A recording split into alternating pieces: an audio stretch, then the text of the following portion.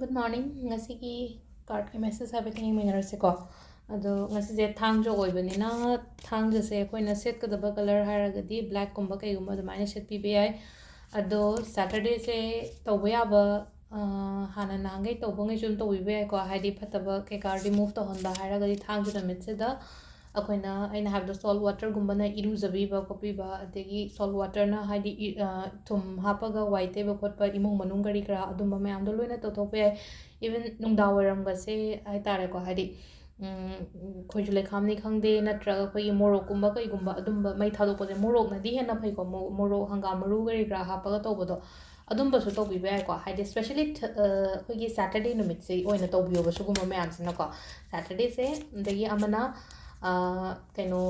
कई हाइनी मीगी मतेंग पांगबसे मीगी मतेंग पांगबस हाइदी दोष ले काना हारसने नत्रगा हाइदी अखोई दोष ले बाद दशा ले का हाइबो सैटरडे की कईगी दशा ले काना ग तुम याविना कुथि येंग मतम दा हाइदी मतम अशुक्तैना सुफुक स्वाइना ले खोले का हारगदी अदुदो ख्वाइदगी फब कमाइना तौरगा गाथोकदगी हाइ कानसको मीगी मतेंग पांगबसे हाइ तारेको मीगी मतेंग हारगदी एगी मखा ताबा मी हाइ तारेको मखा ताबा मी हारगदी एंगोंदगी कितंग कैनोदगा हारसिनेको थबक तौमिनबा मतमदगा हाइ तारेको अइना हेनबा मी एंगोंदगी हेना कितंग ताबा मी मोइगी मतेंग पांगबियोबा लैता लाइरगे मतेंग हाइ तारेको समना हाइबदा अदुदुना हंगसाइ अखोइगी दशा लैबसे फबा ओइको यामना हाइदि ngसाइ ओनली कैनो खतंग सैटरडे अमु खतंग लाइ खोरम थोखरगा अदुदा केम नतबिदको हाइदि अखोइना रेगुलर ओइना हाइ कैनो तौबिबा हाइ तारेको सुमाइना लैबसेको 7 years लैबनेको हाइदि अखोइना मियोइबगी कैनोसिदको हाइदि कुथिसिदा तांगक तांगक लैबसिदा हाइदि शनि दशा लै हारगदी चही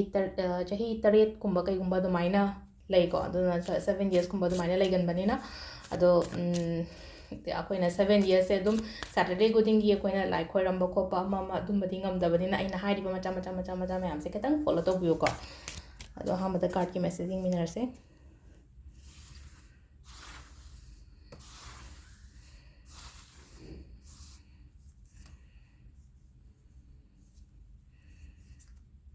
से कार्ड अहुम खतंग लौथोकजरगेको अदुगा से थमग्रे साइड हमदा card number 1 2 3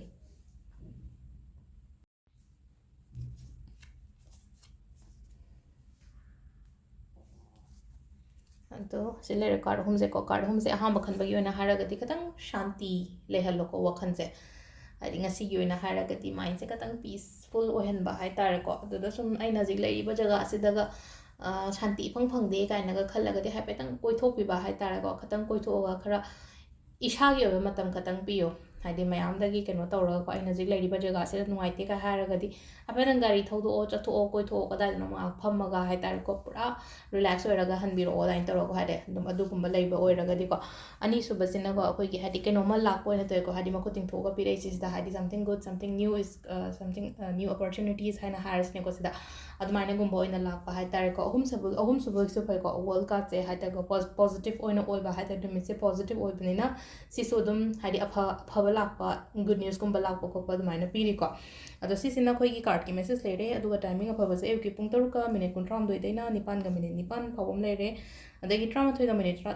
13 minute 13 दगिना 3 minute 58 फावम लेरेको अदगी 5 minute 13 दैना 3 minute 58 फावम लेरे अदगी 9 minute 15 दगिना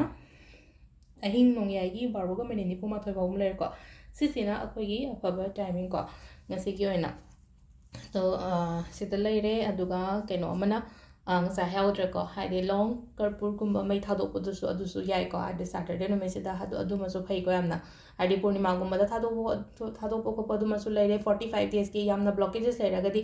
numini phumanga ni ki thadokpo lei numini phumanga ni do loigraga dum thangja se ko manga khatan kai muk lawraga adum thadokbiba haitare ko aisu insida thammisem aisu dum thamme hai ta table do ina ma'am ai chena kawta am da hapa thamme dun haidi mamang da leiraga di dum hai tare ko ai gi thabak tawba table ai gi thabak tawba table natraga ai gi dukan phame na khala se natraga keno ma keno adum ugada ba mamang da thambiyo uraga di ninjangi na pot se ko adun smai tawraga si ma'am se tawbiro ko do se leire ngasi video se ma'am thank you